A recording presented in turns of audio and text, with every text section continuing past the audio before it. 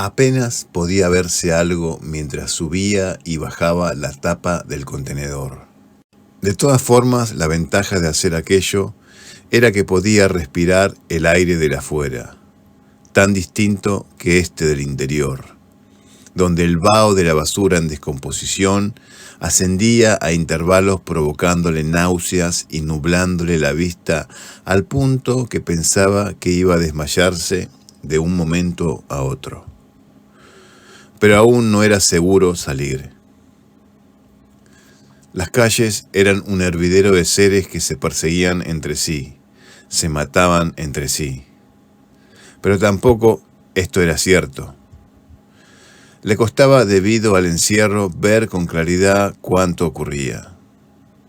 Y lo que ocurría era que las figuras perseguían a las pocas personas que quedaban y, con mayor o menor trabajo, les daban muerte.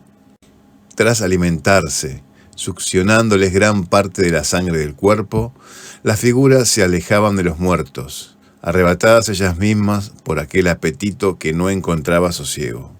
El cuerpo de las víctimas hervía a los pocos minutos de una fiebre bacteriológica y, sin más, como si despertaran de un sueño, volvían a la vida y se impulsaban en todas direcciones buscando matar lo primero que se cruzaran.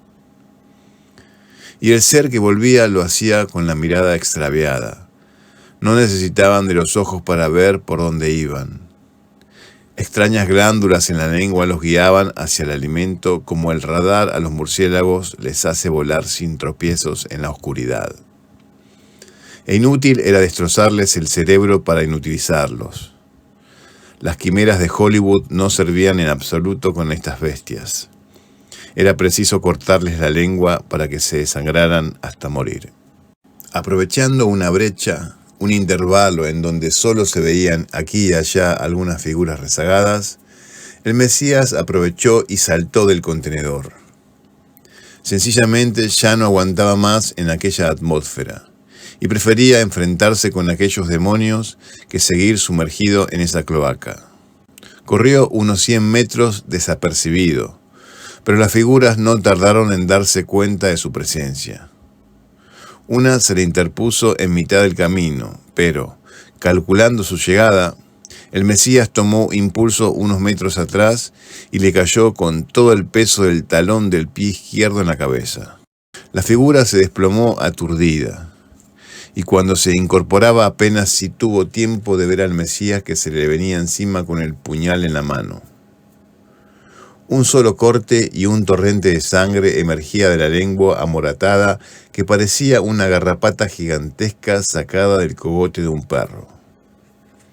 Pero el Mesías ya corría adelante, esquivando a la próxima que se le acercaba gateando. Luego a las siguientes dos, que con sus lenguas extendidas al límite simulaban brazos que se afanaban por agarrarlo.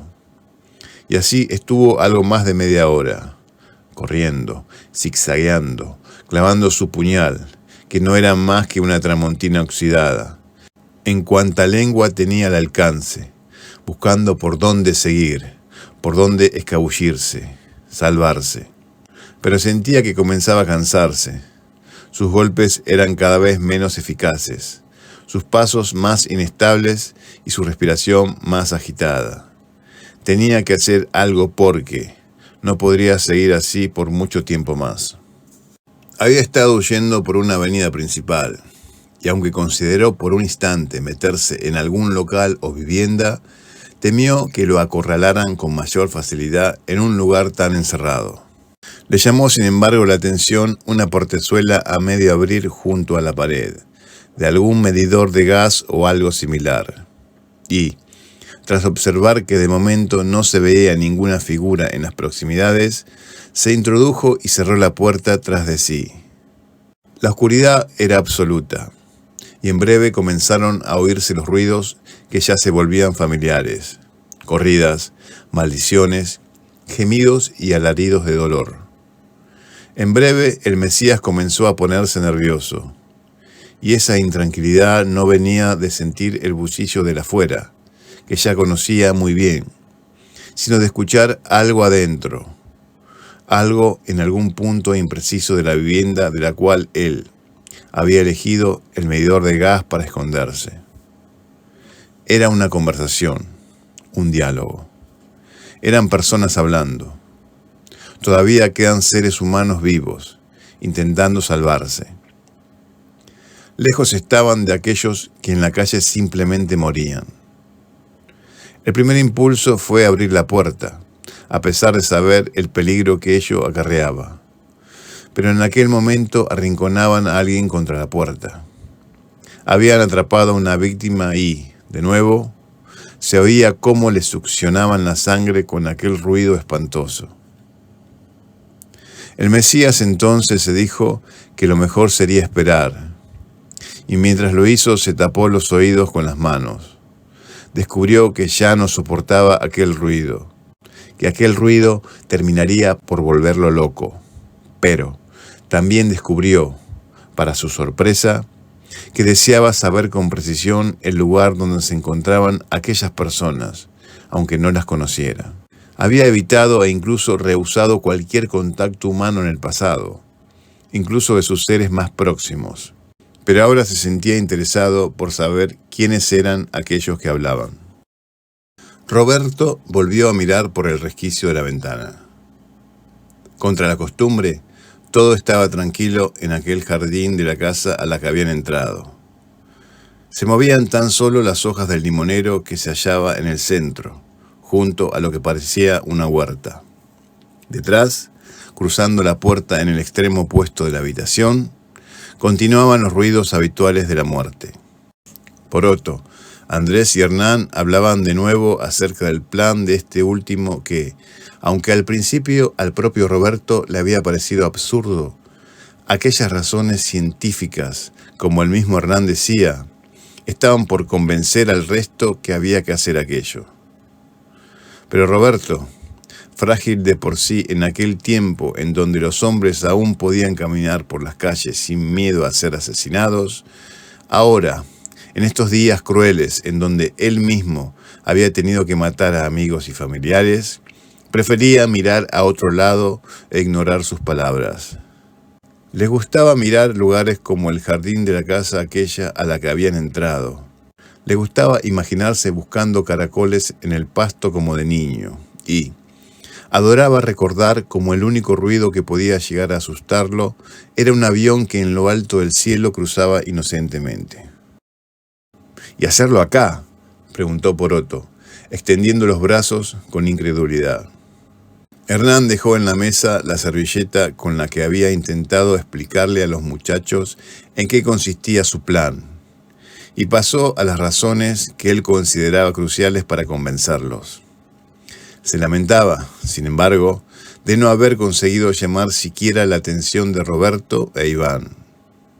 El primero mirando insistentemente por la ventana, e Iván tan interesado de pronto en la pulcritud de las uñas del pie. Era imprescindible conseguir el consentimiento de todos. Lo que iban a hacer era solo posible haciéndolo en grupo. Es nuestra mejor posibilidad, decía.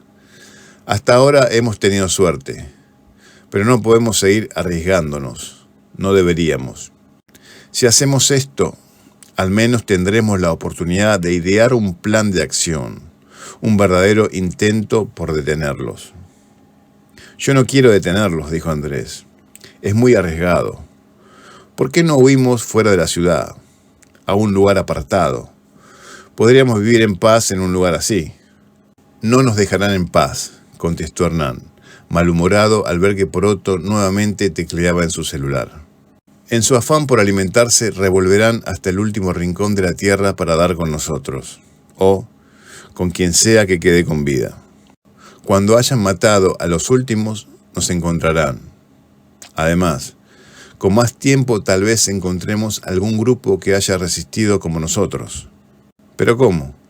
¿Ahora crees que puede haber otro grupo como el nuestro en alguna parte?, dijo de pronto Iván, que al parecer estaba atento a la conversación. Bueno, yo dije que era muy difícil, pero no imposible, respondió Hernán. No es posible que alguien solo haya sobrevivido todos los días que han pasado desde que la lluvia produjo el brote. Pero, ¿quién sabe?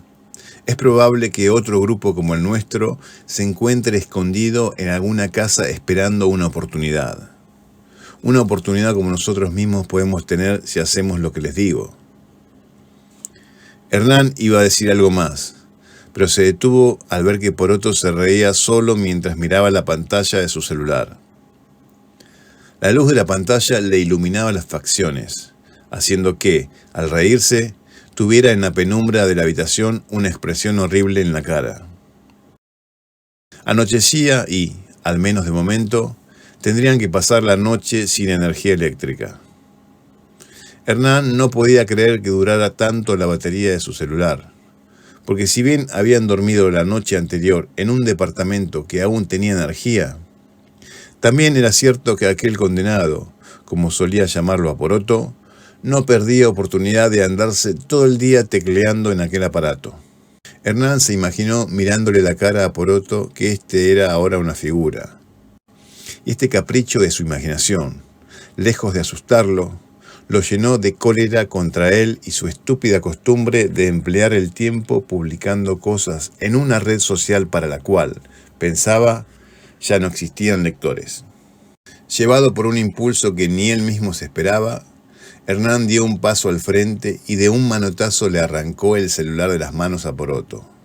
El aparato cayó al piso con un sonido seco y se desarmó en varias partes que se desparramaron por la habitación. Poroto lanzó un gritito afeminado y clavó una mirada de furia en Hernán. Su rostro enrojeció. Sin duda hervía de ganas de insultarlo, pero se contenía. Ante aquel grito, Hernán se llevó la mano a la boca y cerró los ojos. Quizás me he excedido, pensó. Enseguida volteó la cabeza al escuchar un ruido en la persiana.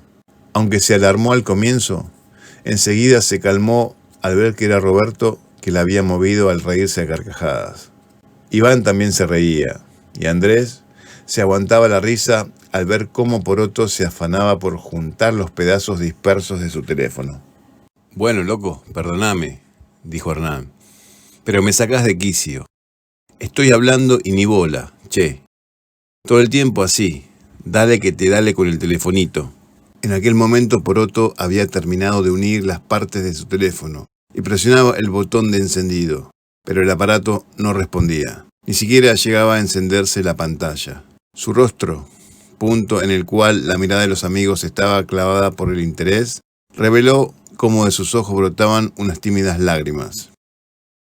Temblaba además, reprimiendo sin dudas unas ganas urgentes de gritar, de romper algo. Entonces Hernán, agobiado por la culpa, se acercó y quiso ayudar a Poroto con su celular. Es decir, quiso comprobar él mismo la razón por la cual el aparato no encendía.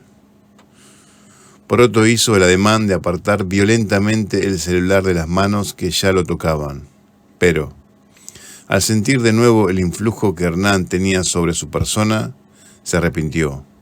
Con lo cual, en aquella confusión de manos que iban y venían, el aparato terminó por caer de nuevo al piso. Una vez más los pedazos se desparramaron haciendo incluso más ruido que antes. Hernán lo sintió reírse de nuevo a Iván, en el centro de la habitación, y sintió también cómo se agitaba la persiana junto a Roberto. Y cuando ya se enfurecía y les iba a gritar algo, miró en dirección del lugar donde se hallaba este último y quedó petrificado. Porque aunque esperaba verlo riéndose de nuevo, moviendo la persiana como antes al hacerlo, vio por el contrario a Roberto suspendido casi contra el techo, de espaldas a la persiana. Estaba con la mirada caída, como caídos estaban sus brazos y piernas, por lo que no le quedaron dudas de que no se mantenía allí por sus propios medios. A esta altura ya el resto de los muchachos miraba en aquella dirección, porque la persiana hacía a su vez un estrépito como si fuera azotada por un vendaval. Iván dio un salto y esgrimiendo su cuchillo llegó junto a su amigo. Una vez allí pareció dudar en cómo podía ayudar a Roberto que, allá en lo alto, se mantenía inmóvil como un maniquí. Decidió dejar el cuchillo en el piso y tratar de bajarlo agarrándole los zapatos. pero fue nada más tocarlo cuando la persiana fue atravesada por las figuras que venían agolpándose en el exterior, esperando el momento oportuno. Fue tal lo imprevisto y lo bestial de la cometida, que Iván solo atinó a caer de rodillas cubriéndose la cara con las manos, como si se les viniera encima una estantería repleta de trastos. Hernán y los otros hicieron lo único que podían hacer en aquel momento: destrabar la puerta y salir a la calle a intentar salvar sus vidas. Ni siquiera consideraron por un instante mirar atrás. El Mesías se agachó al verlos salir despavoridos. No porque se asustara, sino porque la expresión de terror que traían en el rostro era tal que no pudo por menos sentirse contagiado. Se encontraba en la vereda de enfrente y, aunque por un momento estuvo por gritarles que corrieran hacia donde él se hallaba, se detuvo al ver las figuras que detrás de ellos les pisaban los talones. Se recostó de espaldas al piso y decidió esperar a que todo pasara. Cerró por un momento los ojos y al abrirlos se encontró con un cielo que, en aquella noche, se mostraba de una singular belleza. Aquí y allá, más o menos dispersas, se encontraban un sinfín de estrellas en un firmamento totalmente despejado. No corría brisa alguna, pero pese a ello la temperatura era agradable en aquella noche de otoño. Qué insignificante, pequeño y estúpido resultaba el destino del hombre con respecto a la evolución del cosmos. Qué trivial, irrisorio, resultaban sus problemas en relación al inalterable orden de las cosas, pensó.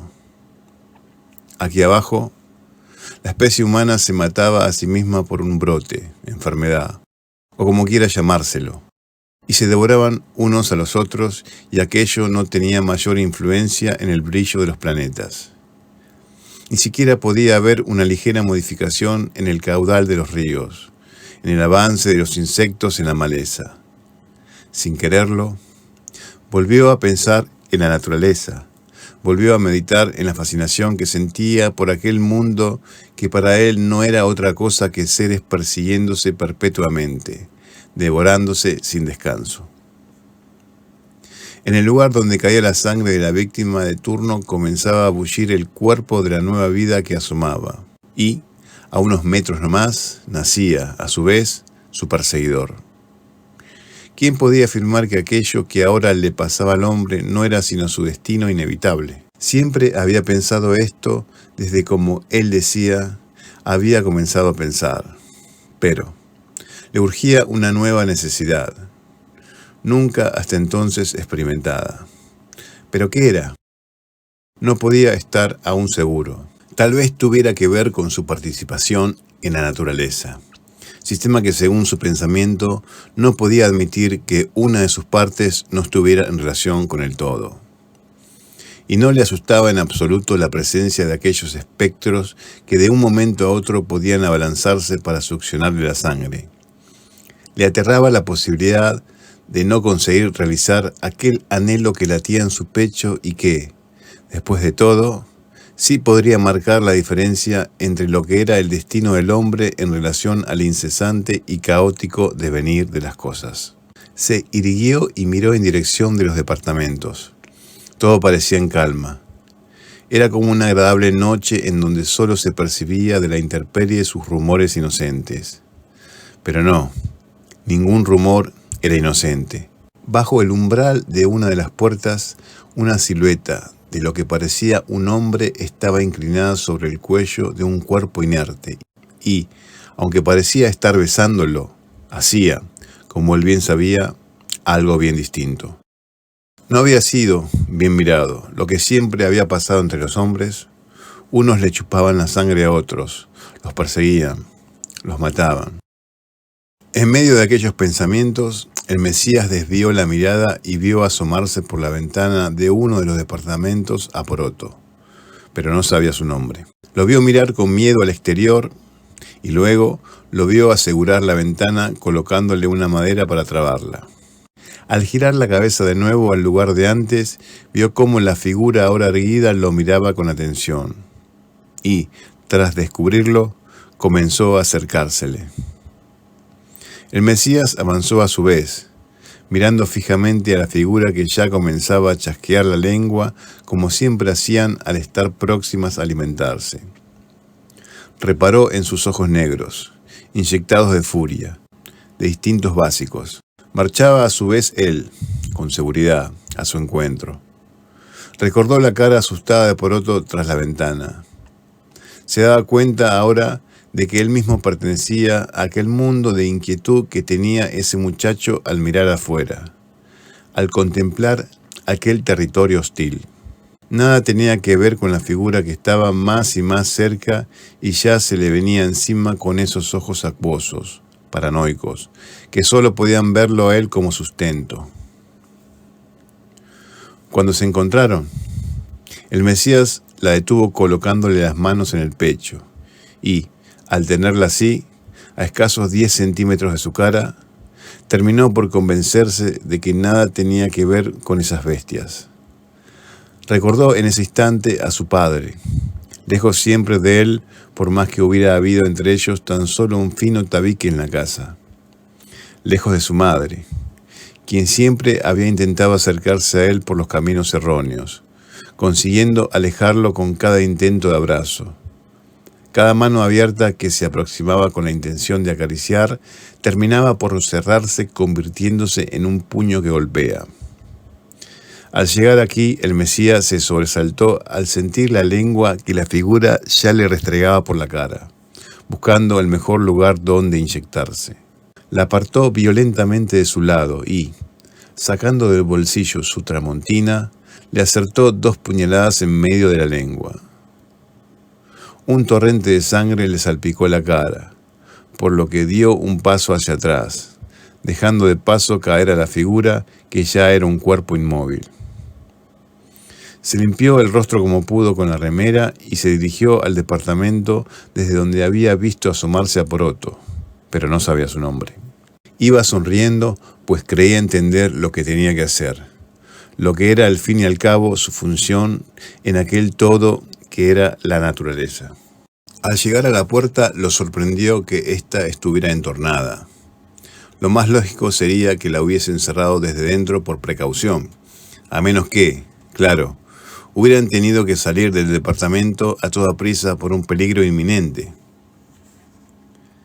Este último pensamiento le causó una gran inquietud, y contra sus habituales costumbres de cuidado, se lanzó al interior del lugar sin haber visto primero lo que había dentro.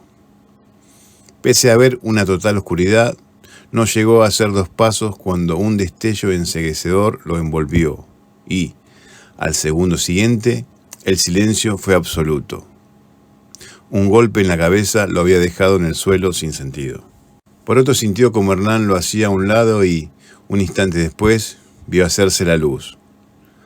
Hernán estaba excitado, casi parecía feliz con aquel cuerpo que habían conseguido. Por fin el grupo, o lo que quedaba de él, cumplía sus deseos. Andrés, por el contrario, se mostraba turbado, profundamente silencioso después de la muerte de sus amigos. Y era que poco había transcurrido desde el fatal desenlace y la consumación del plan de Hernán en aquel nuevo lugar. Tras volver a bloquear la puerta con una madera, Poroto vio como Andrés se acercaba a donde Hernán examinaba el cuerpo. No sabía por qué, pero no sentía deseos de colaborar. Vio como sus amigos se sobresaltaban al ver reanimarse el cuerpo que ya creían quieto para siempre. Hernán le sostuvo los brazos para que no se incorporara y le ordenó a Andrés que hiciera lo que ya le había explicado. Tal vez por su propio estado de confusión, Andrés empleó con demasiada fuerza el cuchillo y lo que debía ser un pequeño corte en la lengua de aquel ser terminó siendo una carnicería. A Poroto le horrorizó el modo en que aquello gritó, y había oído morir a incontables figuras desde que todo comenzara, pero ninguna lo había hecho como la de recién, que pareció verdaderamente la súplica de un hombre por su vida. Enseguida trató de calmarse, diciéndose que lo más probable fuera que él también estuviera un tanto sugestionado por todo lo que habían vivido. Se acercó a la ventana y volvió a sacar del bolsillo el celular. En su empecinamiento había reunido sus partes antes de escapar de la otra casa. Iba a desarmarlo una vez más, para ver si descubría cuál era el problema, y nada más sacarle la tapa de atrás, reparó en que la calcomanía de la batería estaba invertida, es decir, que había puesto la batería al revés. Al ponerla como correspondía, sonrió. La pantalla se iluminó y en breve el teléfono estuvo emitiendo señal. Miró hacia los muchachos. Decidió ocultarle la novedad a Hernán, siempre tan irritable al verlo tecleando en su aparato. Pero ellos estaban ocupados. Al fracasar su intento de ver cómo era una de aquellas lenguas desde adentro, Hernán había decidido abrirle la cabeza al ser, para ver si así encontraba algún indicio que lo acercara a su propósito de detenerlos. En breve hubo otra carnicería, y pronto ya no pudo mirar más. Se concentró entonces en su teléfono e ingresó al Facebook. Tenía que escribir, tenía que publicar en su muro, aunque Hernán dijera que solo era una pérdida de tiempo. Pero no sabía qué poner, qué decir. Pensó en todo lo que les había ocurrido.